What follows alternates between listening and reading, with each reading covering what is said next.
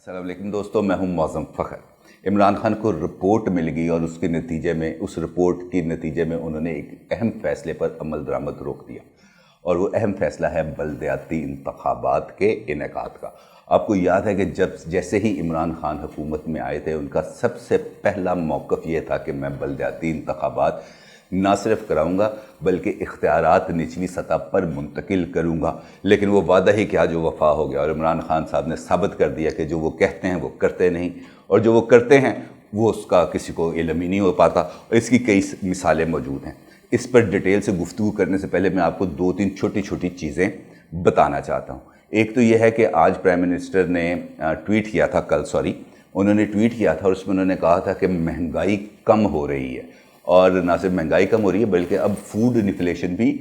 ماضی کی حکومتوں کی نسبت کم ہو گیا۔ اب یہ ٹویٹ پڑھنے کے بعد اور ان کا یہ دعویٰ سننے کے بعد یہ سمجھ میں نہیں آتی کہ بندہ ہنسے یا روئے، سر کو پیٹے یا کیا کرے، کیونکہ اگر وہ خود کسی دن اسلام آباد کی ہی کسی مارکیٹ میں چلے جائیں تو ان کو آٹے دال کا بھاؤ لوگ خود ہی بتا دیں گے، کیونکہ ایک جانب جب یہ دعویٰ کیا جاتا ہے کہ مہنگائی کم ہو رہی ہے تو اسی دن یعنی کل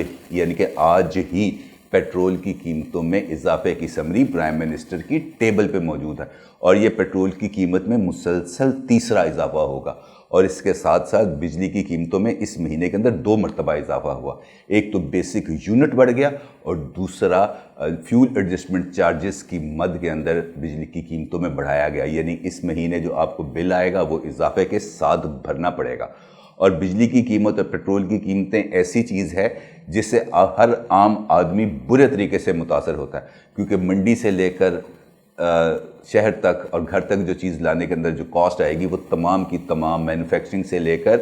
اینڈ کنزیومر تک جو بھی اس کے اندر ویریئنٹس شامل ہوں گے اس کے اندر یہ قیمت شامل ہو جائے گی، اور ہر ایک قیمت ملٹی پلائی ہو کے شامل ہوتی ہے۔ لیکن پرائم منسٹر کو تو اس کا اندازہ ہی نہیں ہے، کیونکہ وہ تو سوشل میڈیا پر حکومت کرتے ہیں، اور چونکہ سوشل میڈیا پہ کسی چیز کے اوپر کوئی وہ روک ٹوک نہیں ہے، لہٰذا ان کو یہ بات دعویٰ کرنے سے تو دنیا کی کوئی طاقت روک ہی نہیں سکتی کہ مہنگائی کم ہو گئی۔ وہ تو کل یہ بھی کہہ سکتے ہیں کہ پاکستان کے اندر دودھ اور شہد کی نہریں بہنا شروع ہو گئیں، لیکن حال اس سے بالکل مختلف ہے۔ اب تو لوگ عمران خان کا ذکر سنتے ہی شادیاں توڑنا شروع ہو گئے ہیں، اور آپ حیران ہوں گے یہ بات سن کر کہ پاکستان کے ایک موقر اخبار ایکسپریس کے اندر چند روز قبل یہ ایک خبر شائع ہوئی کہ مامو کانجن کے علاقے کے اندر ایک صاحب تھے، سہیل صاحب، ان کے بیٹے کی منگنی کی تقریب تھی، اور جیسے ہی لڑکی والے وہاں پر تشریف لائے انہوں نے تواضع وغیرہ کی، تو اس کے بعد آپ کو معلوم ہے کہ جب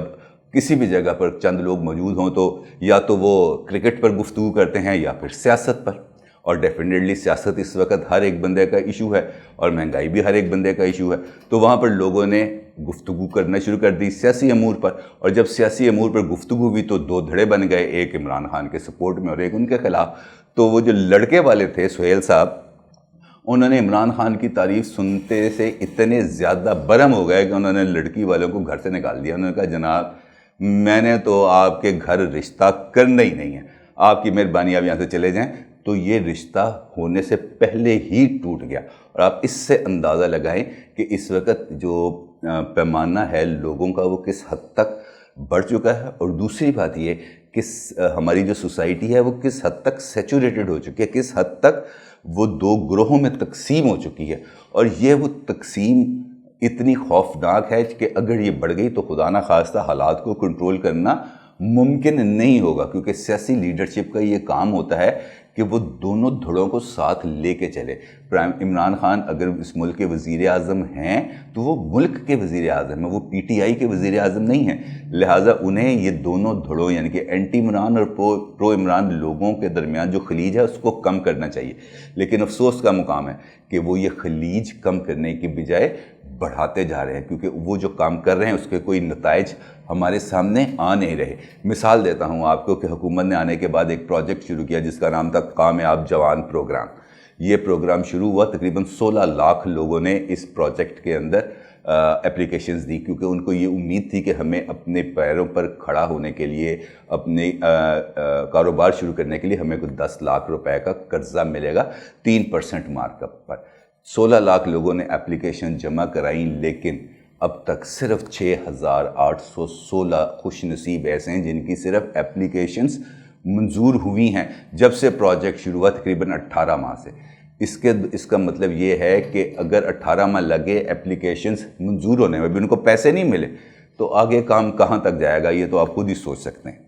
مطلب یہ ہے کہ ہوائیاں چلانے میں تو کوئی حرج نہیں ہے نا، لیکن کارکردگی تو خود بولتی ہے، اپنے منہ سے بولتی ہے۔ اب میں آتا ہوں اپنے اصل ٹاپک کی طرف، بلدیاتی انتخابات۔ آپ کو معلوم ہے کہ جب عمران خان صاحب کنٹینر پر موجود تھے تو وہ ہر ایک مسئلے کا حل بلدیاتی انتخابات اور گراس روٹ لیول پر اختیارات کی منتقلی کو گردانتے تھے، لیکن اقتدار کے اندر آ کے چونکہ احساسات بھی بدل جاتے ہیں، ماحول بھی بدل جاتا ہے، کمرے بڑے ٹھنڈے ہوتے ہیں، پروٹوکول بڑا زبردست ہوتا ہے، تو بندے کی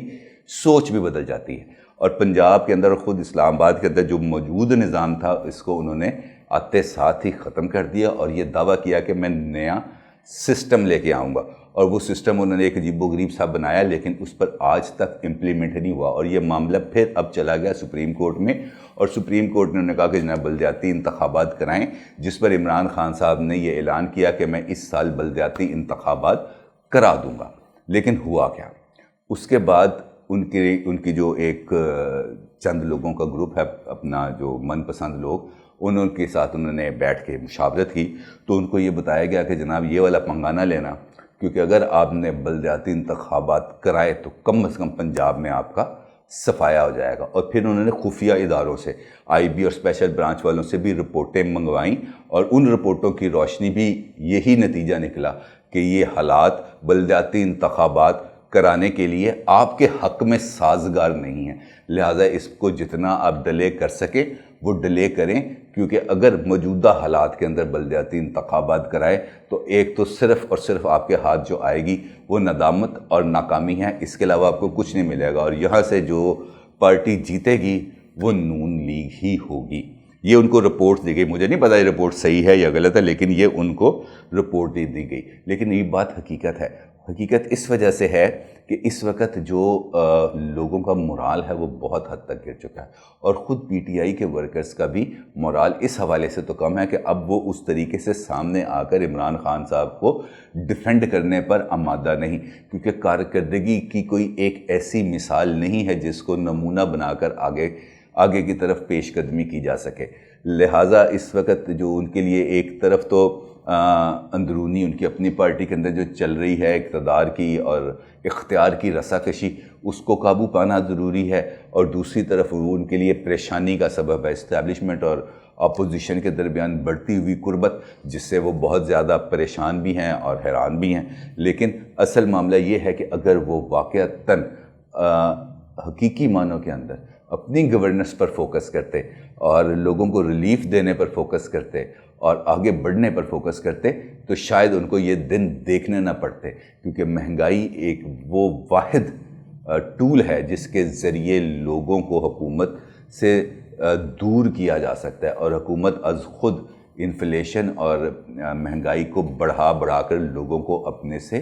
دور کر رہی ہے، کیونکہ کسی بھی لیول پر حکومت کا کسی بھی جگہ پر کوئی کنٹرول نہ تو نظر آ رہا ہے اور نہ ہی وہ یہ کنٹرول مینٹین کرنے میں سنجیدہ نظر آ رہے ہیں۔ اپنی رائے کا ضرور اظہار کیجیے گا۔ آپ کا بہت شکریہ۔ اللہ حافظ۔